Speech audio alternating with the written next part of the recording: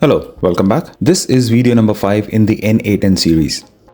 If you have not watched my previous video on this topic, I suggest you do, as this is in continuation of the previous discussions. In video number 4, we configured our AI agent with locally hosted Postgres Chat Memory. This video onwards, we are going to switch our gears to include some online services. That said, we are going to use Postgres Chat Memory for our AI agent. But this time, it is not going to be hosted locally. We are going to use Supabase hosted Postgres DB. Talking about Supabase, it hosts a handful of backend services such as Postgres database, user authentication, file storage, edge functions, real-time syncing, and vector embeddings. It offers a free plan which we are going to use for our illustration. You got it. We'll be using some of the offered services in our future videos. So stay tuned and let's jump right into the setup. Go to Supabase website, create a free account. After login, click that green dashboard button on the top right. If this is the first time you are logging in, you will see no organizations created. We are going to create a new organization here. The organization name is auto-generated based on your login. You may leave as it is. Leave the free plan selection and click Create Organization button. Now enter or generate a password and select a region from the region drop-down. It usually selects the closest region based on your location. Also change the project's name if you would like to. Finally, click on Create button. Once the project is created, go to the left navigation and click on Database and then Tables. You see, there is no database or tables available yet.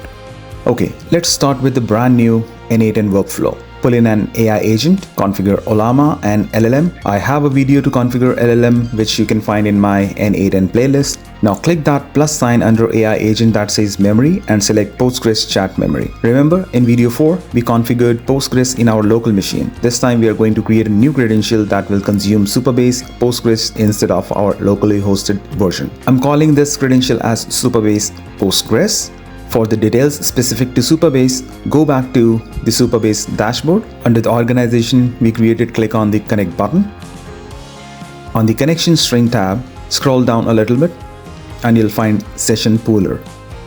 Click on the View parameter to expand the values. Copy all the details to your credentials in N8N workflow. If you don't remember the password that we created earlier, click on the database settings, click on reset database password and copy the password from here. You may also reset the password here, apply it to your credentials and click save. This should run all green. At this point, our AI agent is all connected to a Supabase hosted Postgres DB. Go back to the N8N canvas and type in some chat message. I'm instructing my agent to address me as PinPixels for any questions I ask from now on, and it gets executed as expected. Now in the Supabase dashboard, if I refresh tables, I see a new table created named N8N Chat History with same 3 columns as it did for the locally hosted version of it. Now let's view the data in the table editor. Yep, I see my input and output that was published in our N8N workflow. I went back to the N8N workflow and typed how many stars in the galaxy. It responded with my name in the output and I could see another 2 records in the Supabase hosted Postgres Chat History table. Well, time to conclude this video and prep the next topic where we will set up OpenAI instead of local LLM.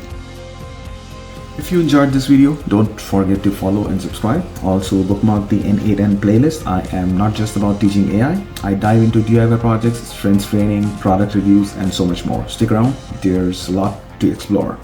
Bye for now.